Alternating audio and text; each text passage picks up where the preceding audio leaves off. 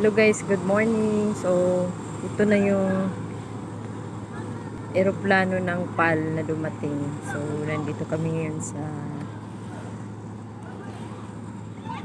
General Santos City Airport. May hinatid lang akong cargo sa Cebu Pacific.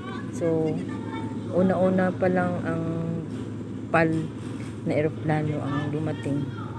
So, yung Cebu Pacific nasa malayo-layo pa siya. So, yan na guys. Hanggang dyan na lang. Ito. Uwi na ako guys. Tapos na ako nagpadala. So, yan. Cebu Pacific.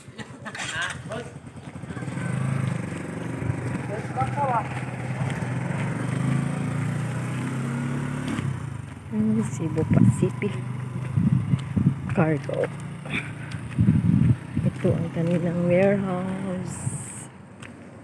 Yan. Sunday ngayon pero may pinaload lang akong air cargo galing Cotabato. Ayan, dito na.